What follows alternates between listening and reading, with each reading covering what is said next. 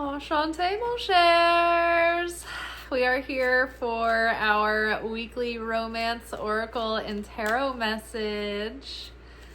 Hope everybody's doing well. I hope y'all are warm. I hope you have power. I am in the aftermath of Storm Fern. I'm on day 6 without power, but I have a generator. I got a generator, I think, on my 3rd day. So I've had a generator for half of the time. About 4,000 watts of power. So I've got either 2 heaters going at any given time, one in the kitchen, one in the living room. Or I have 1 heater and either the coffee pot or the hot plate going in the kitchen. Plus electronics, TV, and my panel lights are LED, so they don't draw a lot of power. So I'm semi-functional, very tired, still fairly comfortable, but I've got to go back to work Saturday. I'm not sure if the power is going to be restored, so I might just break down and go back to my sister's house on Saturday after work, because it's gonna be cold after the power goes out here. If I'm away from the house for a few hours, it's gonna get down again pretty cold, so I might not have the energy to keep going. But I've been having a lot of nice time to catch up on things around the house. Once I got through the just constant need for the pioneering and have been finally settled in, yesterday and today, I was able to kind of get back to cleaning and organizational projects I've been doing. I got to sit down and read this book that I've been wanting to read on a snow day, so that was nice. I've been working on my 2026 prediction series journal questions. I did the yearly overview questions yesterday. And wow, let me tell you, that gave so much clarity and just a feeling of when you feel like you get a lot off your plate and you get a good brain dump out and you're like, wow, I feel good. I feel so much better. I feel like I've got clarity, direction, So that was really nice. And then tonight I'm going to do the quarterly questions for winter. I'm looking forward to that. And then tomorrow I'm going to do January and January's questions. I highly suggest purchasing the series, guys. It is so worth the value. It is probably worth $150, honestly, but it's $12. I wanted people to be able to get this, whether or not they were, I felt like that was fairly affordable and approachable, although I do realize that even in some cases $12 is a lot. I've been there myself, but hopefully it'll give you something to strive for, as I have in my life, gotten myself out of one level and into another because of things that I wanted. Oftentimes it's something stupid and superficial, like a cool dress or something material and frivolous that I want for myself, but sometimes that's all it takes to motivate me. But that's back in in To Be Magnetic, there's this idea that whatever you want, it's to manifest, just check in with your core authentic pillars. Is this in your core authenticity, right? And if so, you're not just chasing after something for a status symbol or because other people expect you to or because of societal pressures, but it's because it's truly what you nerd out on, what brings you joy, what brings you love. And so for me, get-ups and dress-up outfits and everything, they bring me a lot of joy in life, and things like that do. So that little things like that can be motivating. But back to the workshop itself. It's a yearly thing that I do. It's thorough, in-depth readings. You've got a reading for the year, an overview at a glance, and then journal questions to workshop the issues coming up through that reading. And then you'll have a video that is the quarterly readings for each season. And so each season, it's all on one video for the quarterly ones, but you'll have individual groups of questions for each season. And then there are videos for each month. You'll have monthly readings that'll go in even deeper into like what's going on throughout the month. And this will also give you a set of journal questions to go into each month and, you know, go through the process of like, okay, what are the themes coming up? What's the work? What are the opportunities? What are some of the heads ups, you know? So I think that this is an invaluable tool to empower you to take advantage of opportunities, to help you stay on top of, you know, challenges and things that are going to have to be overcome in order to navigate the year at its highest efficiency and success rate. And already some invaluable like insight has come through that's helped fortify me through January, through this storm, through not being able to go to work very much. And I have been able to kind of navigate this with so much more grace because of it, because I haven't been on edge. I knew to expect it, and I knew that I would come out of the other side of it. So let's get into the reading. Again, that is $12. Once you purchase it, the link will be sent to your email, and then the link will take you to like a private unlisted YouTube playlist, and all of your journal questions will be in the description box below the videos. Okay, let's get started. So what do we need to know for the week ahead? Ooh, okay. I'm not going to take this whole clump because it's huge, but the retreat card came up. Again, that's what we had last week, if I'm not mistaken. And like I've had a choice in whether or not to be outgoing in my social life this week. Even if I wanted to get out, which the roads are clear, I kind of have to stay here at home on the prairie, keeping the generator going so that I don't have an igloo. So, but it's been nice to like hunker down and get into the home and go inward into deep reflection, right? So don't be afraid to take time out. This might be another quiet week, but it's time to disconnect from the world. So either way, we really needed this. I know I needed the rest. My body needed the rest. My joints needed the rest. My bones, my muscles, my nervous system, my energy, even in this retreat. I love everyone, but there's like my mom and my aunt have been so concerned for my well-being, like more so than they need to be. And I'm so grateful for it. But the amount that people have been checking in has tired me. I'm like, at this point it's overbearing and it's pressure. I don't know what to do to make these people feel more at ease, that I'm okay. Hey, it's just a bit of minor inconvenience. Thank you. I've told them, like, at this point, the roads are clear. It's just cold outside. Like, can you, like, just go back to normal, please? Oh, this is my attitude. This is me being a wretch. Even when I'm trying to retreat, it is like I have to fight for space and my hermitage. Okay. Playfulness. To recapture romance, allow your inner youthful spirit of fun to shine. So yes, even though I've been in when I'm seeing pictures and video footage and like what I'm seeing out when I'm driving around, I'm like, holy shit, like this was insane. I mean, snowpocalypse is no exaggeration. I've been fine. I noticed like I like the lone survivor of Beth Drive.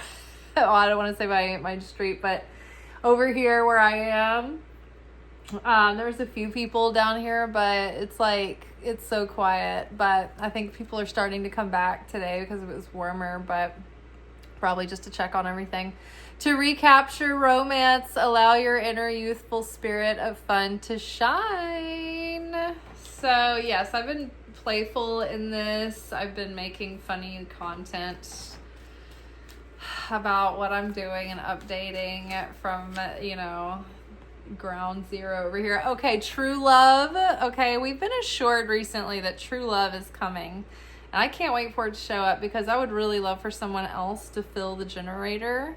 That gas can is like no joke. And like after just having to, and you're not like just pouring some in, it takes a while for it to fill up. So you're just like hunched over, it's heavy. I want to put on makeup. I don't really want to do that. I want to do my nails, but instead I've like got to yank a crank. Where is my true love to do this for me? I will heat up the stew, okay?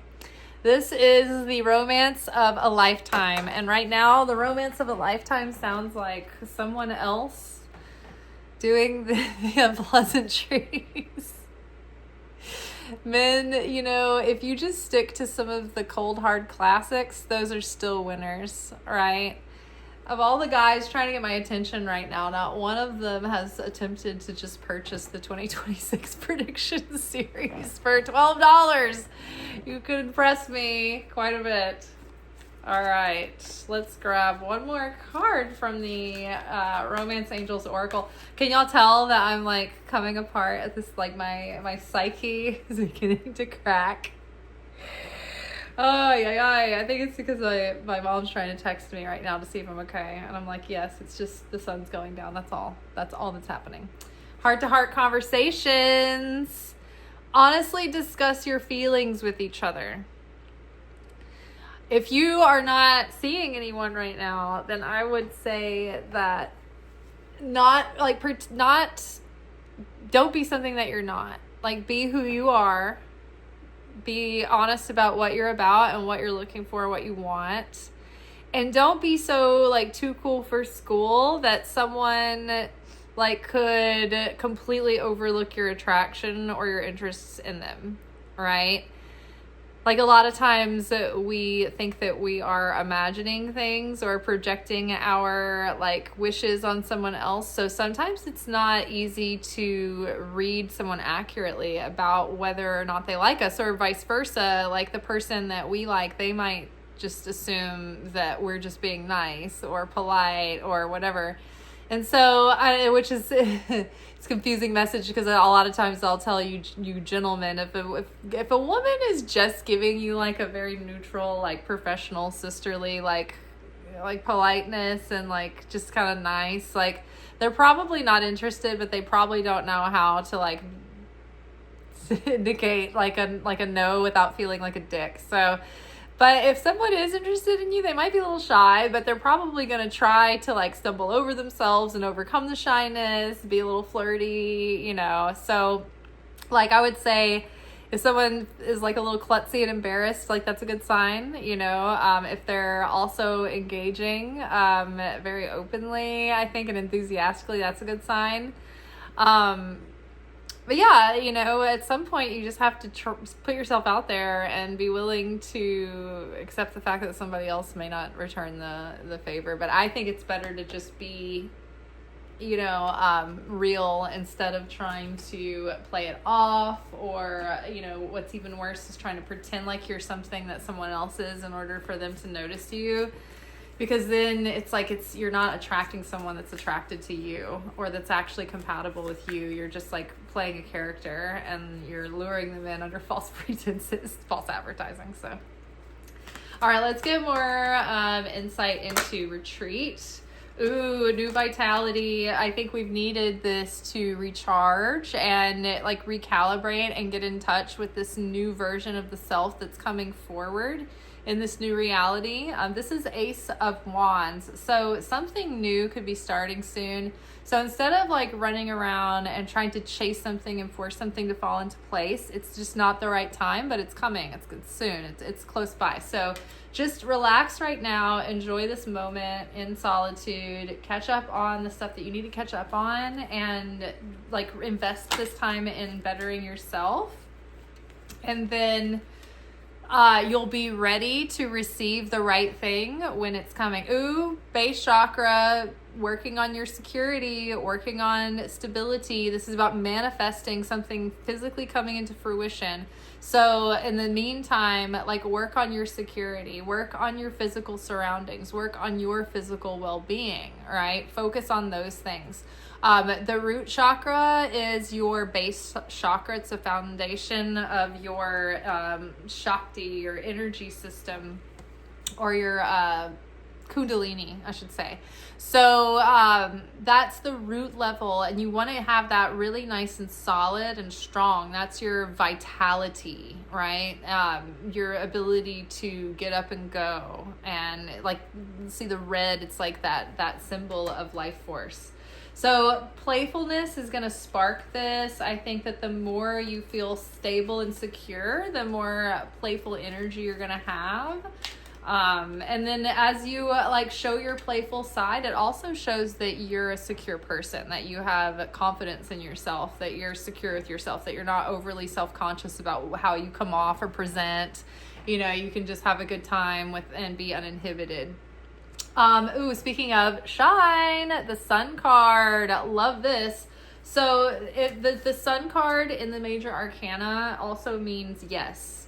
So it's like a huge new illumination, new light, new life, new vitality is coming. Like, okay, first we have the seed level of the Ace of Wands that's saying this. This is the lowercase version. This is the capital version. This is like big energy. This is the seed planted. This is the full fruition and manifestation of freaking true love, you guys.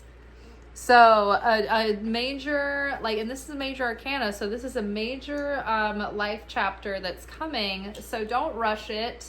Don't settle for less or something that's not right or not it right now. Just be patient.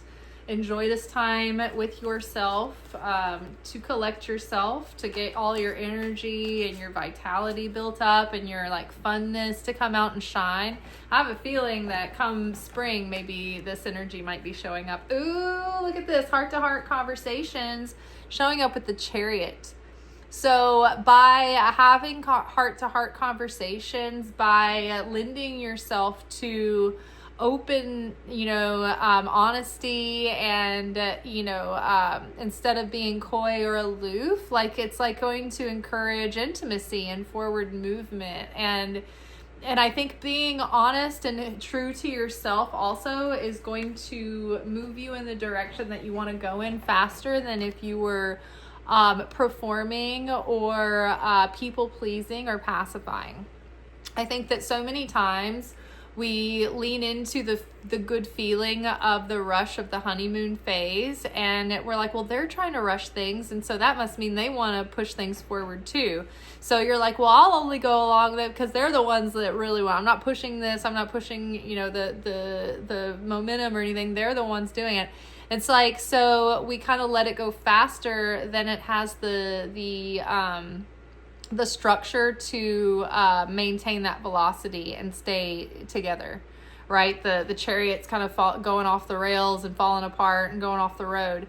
So, but because what happens is we go fast, and then all of a sudden it's like you're in full-on nesting mode with someone, and they kind of hit a wall of sobriety and realize that everything happened so fast, and now they're starting to get some sober groundedness and getting their bearings, and they're like, oh wow, this kind of got ahead of me, and I didn't mean for things to just progress so quickly. And so even if they are serious about making it into something solid, they're in a panic because they got there faster than they intended, and it's harder to backpedal once you've moved forward quickly than it is to just pace things out from the beginning.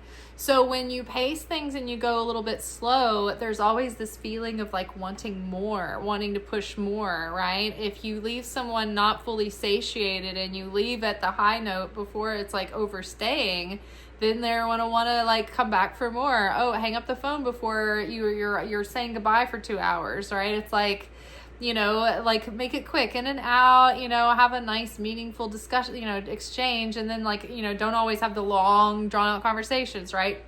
Or like, don't keep on staying and dragging out the physical visit. Like, have a limit, go back to your life, go back to doing the things you were doing. One thing that builds momentum and intimacy is being close and then having space, and then being close and then having space. That builds desire, whereas being close all together at once, it like you max out, you blow your load, like all those sayings, right? It's just like you burn out hot and fast. You don't savor, and you don't have any anticipation or excitement. It's all just like done, and then you're bored married couple, and there's nowhere to go from there. So slow and steady will get you what you want faster and with more depth and authenticity and a true bond and a true like a real heat. Like a slow burn builds up a better heat for like cooking, rather than like lighting a big bonfire, burning it out, all your fuel out quickly, right? It's not a very useful fire. It's not very functional. It's not very sustainable, right? If you don't tend your fire at all, it just goes out, right? So you want to keep that slow burn. It like keeps that heat, and it's heat that you can work with, and you can build that heat, and you can let it cool off, and you can, keep it going and maintain it. So, smoldering, right? So movement is going to come from discipline and balance, give and take, honesty, togetherness, and then a little bit of space. So that is all for tonight. We will be back together tomorrow for our weekend reflection message. Y'all, pray I get my power back on. I looked at the map, and the amount of people in this area that don't have power are quite a lot, but the concentrated areas are like not necessarily where I am. I'm kind of off to the side. So I don't know what's going to happen. Tired though. I'm tired of dealing with the generator, but I'm grateful to have it. Grateful for it all. Just looking forward to getting back into my regular normal routine. It just feels like living in a fever dream. It feels like, with all the extra weird stuff around all the time, like the pillows and the windows and the barricade blankets to keep the heat in, it feels like you've been on like mushrooms or something, and you've woken up the next morning, or like you're coming back to your wits the next morning. You look around, and all the stuff that was like so like charming and magical is just like weird, and it's just like this chaotic mess. You're like, oh my god, it looks like someone's been doing drugs. Like, I feel like that right now. So I cleaned today, and I got everything nice and organized as much as you can, with like a bunch of like extension cords and crap through the house. So Lord, all right, you all, peace be with you. Ciao. 2026 predictions series. Help me buy a can of gas, literally $12. Make you holla. Bye.